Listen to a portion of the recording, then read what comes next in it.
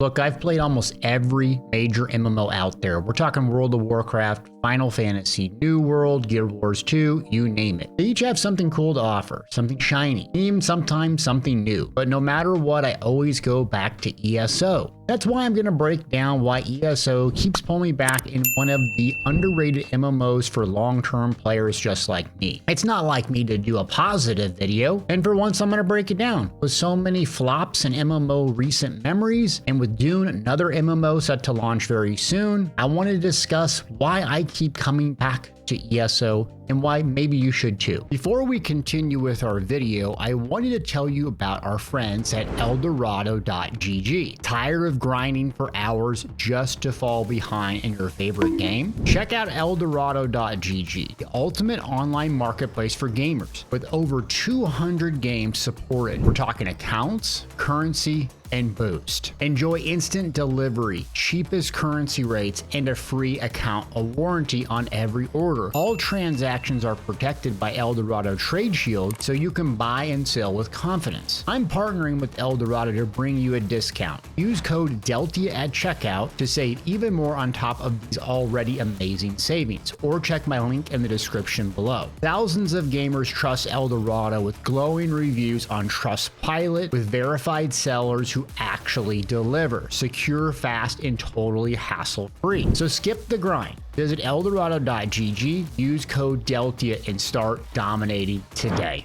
So I'm going to tell you about my MMO journey first. I started playing MMOs pretty much a gazillion years ago. Ultima Online, I think right around 1998 or 1999 was when I first started playing. And it shocked me that you had all this creative freedom and then a massive amount of people online in one single game. RPG. I got my name from Final Fantasy Tactics. Kind of dyslexic, so I misspelled it and just went with it. And when I jumped into MMOs rather than RPGs, it was so much fun doing online PvE and PvP with a ton of different people. So one summer, when I was a young little lad, I spent my entire summer, instead of being outside playing with friends, doing sports, mowing lawns, making money, no, I was crafting crap in Ultima Online. Then by the very end of the summer, my game bugged out where I couldn't move on a rock, died, lost all my gear, and I triggered, threw the keyboard down, and I was done with MMOs for a little bit longer. But I kept coming back because that endless progression is what I love. And that's really what leads me to this other point, is why do people play MMORPGs in the first place? I think we all have different reasons. When Ultima Online first came out, it was a bit more hardcore MMO, meaning full loot, like you could lose all your gear like I did in the stupid cave. So you had this really long path to accomplish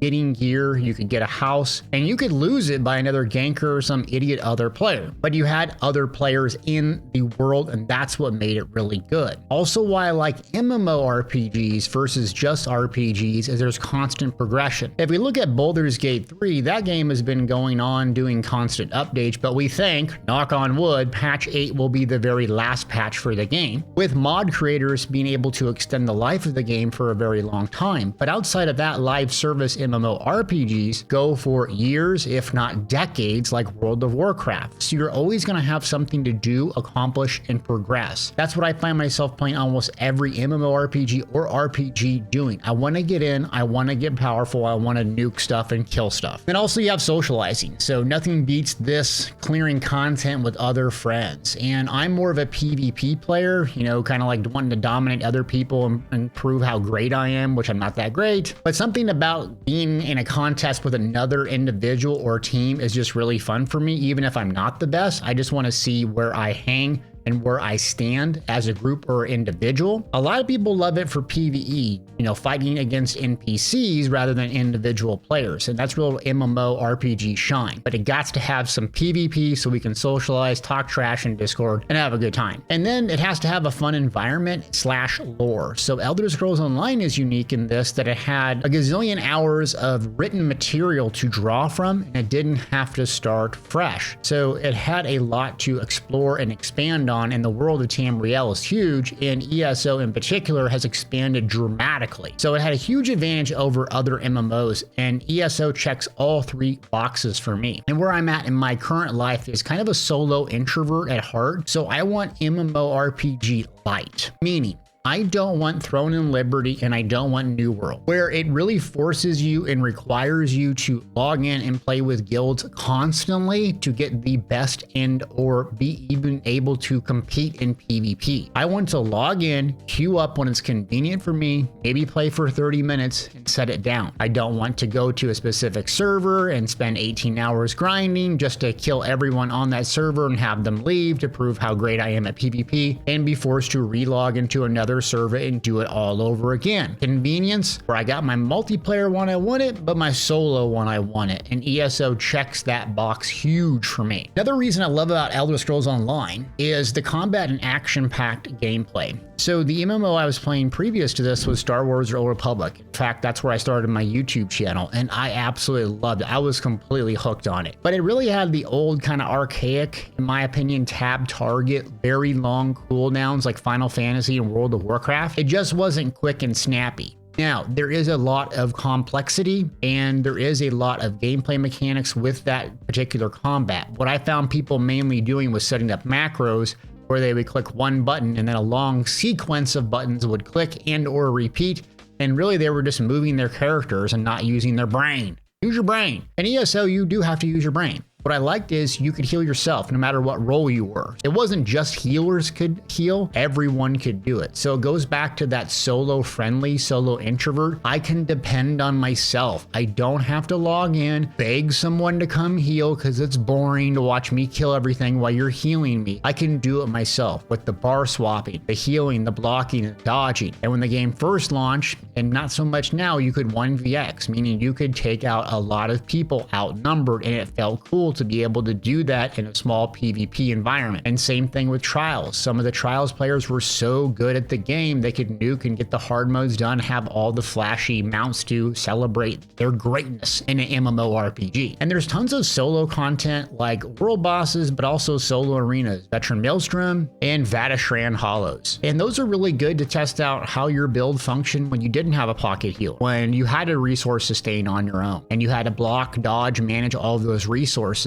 So even though you had a simplistic bar setup, ESO doesn't have these super long cooldowns. Really, you're managing your resources. You're trying to run really close to low on your main resource at all times, but just having enough to heal or casting that next ability so you can get as much damage and squeeze as much out of it as possible. If you have so much damage that the NPCs die quick, you don't even need a whole lot of healing. And that's where the skill comes in. I love this combat. Another thing that ESO doesn't get credit for, in my opinion, people are going to disagree with this, but is the CC break mechanic. So crowd control when you get CC. It is a bit easier to manage than other MMORPGs where you can get stun locked for literally 8 seconds and 100 to 0 and have no counterplay at all. Yes, ESO has gone up and down in terms of burst. There's always a cheesy proc set. Remember Viper's Sting when you got one shot from stealth and you didn't even see the target? Yeah, I'm talking to you gankers. But overall, throughout its history, it's had a lot of really fun mechanics where you could dodge, break free, get out and survive and rinse and repeat and set the fight. So you pack all of your burst in a tight window, CC the individual player, boom.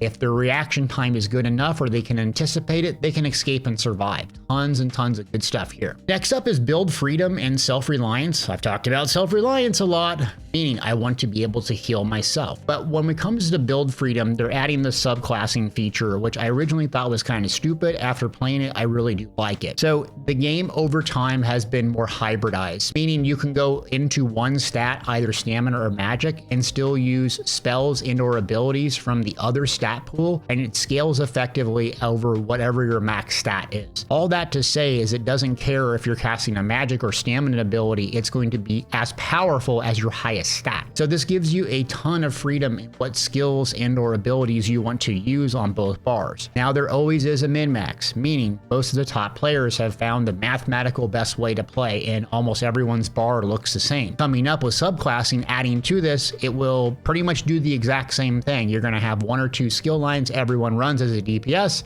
and then the individual class and so on. But this has always been the case with the mid-maxers. They're going to find the best thing. They're going to swap to whatever gear set, whatever class is the meta, just because they like to push score or be the best. That's what they like. But for other players, maybe you want a little more survivability, a little bit more movement speed, or you just want something goofy and fun, lightning, sork, whatever. It gives you that ability to do it. Another thing is that gear, I don't think gets talked about enough as one of the good things about ESO. It's bad as well. So there's almost 400 plus gear sets, and the tooltips get longer and longer and longer, and they're ridiculously long and hard to interpret what's really good. That's a negative, I know, but the positive is this: the crafting and overland sets typically are not as good as the trial 12-player sets, but they're up there. So something like Order's Wrath you can get with an expansion, go craft it, and maybe it's not 100% as good as Anzul's or something, but it's 90%, and you don't have to do all the trials, and it works in PvE, works in PvP, works solo. It just works. And so that's another strength that I think it has, is you don't have to grind these dungeons over and over and over if you don't want to get this specific drop. Now that there's gear trading, you can retrade things. You got the sticker book collection. It's almost too easy to get the gear that you want, which is odd to say as an MMO player, because you always want a constant hamster wheel, a constant progression system. But it's so much nicer for average players to come back to the game. If they've leveled up their crafting over the course of years, they can come back, craft one set, maybe get an overland set from a vendor or a trader, and boom, they have a decent setup right away, and they don't have to spend 100 hours slogging through trials they don't have any friends to go do, or through PvP and getting one shot by the ganker, you know who you are, over and over and over, just to move on from the game in 3 weeks. Another thing about ESO is there is something for everyone. The game and the developers got criticized for bringing in this card game, Tales of Tribute, which was very odd in my opinion, but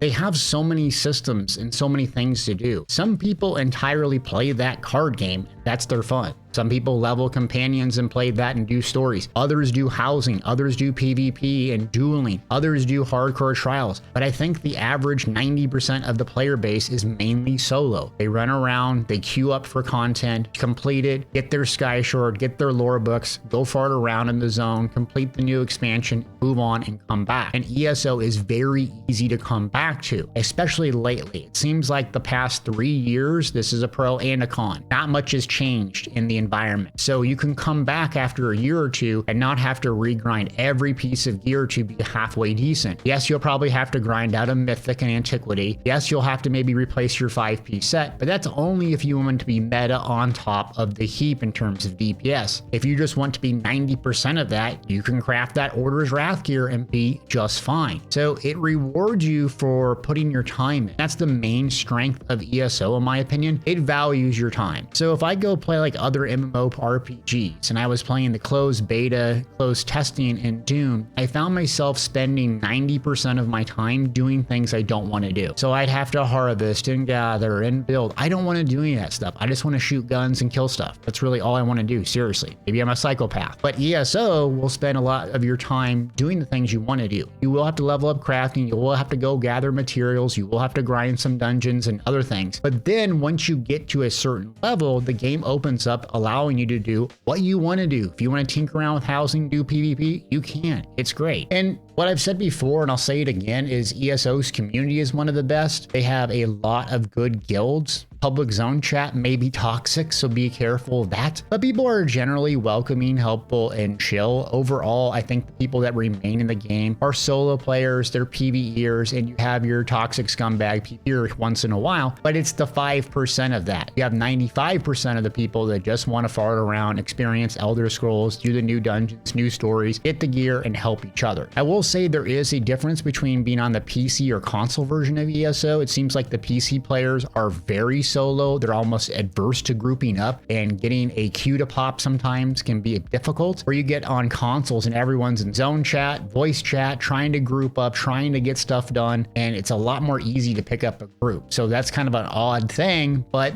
That's how I've experienced it in different communities. All this to say, ESO isn't necessarily trendy, it's reliable. And why I kind of bash on the game sometimes, I do it because I love it. You know, my grandpa and grandma would sit there and criticize Nebraska Cornhuskers growing up because that's our football team living in Nebraska. And I'm like, you watch every single game and all you do is complain about them. Why? Well, because you complain about what you love. You want it to improve. You want to win every game. You want to get every first down, every touchdown. And that's how I feel about ESO is I think the direction of the game could be better. But what do I know? I'm just a random YouTuber. I think they've done a good job. Proof's in the pudding. The game's still going strong. People are still loving it. They're still doing expansions. No, it hasn't gotten the PvP route, the big serial fight route, fixing the server like I like, but there's still enough for me to come back each and every year and have fun. So yeah, I did a positive video for once. Hit the thumbs up if you like them. Thanks for watching.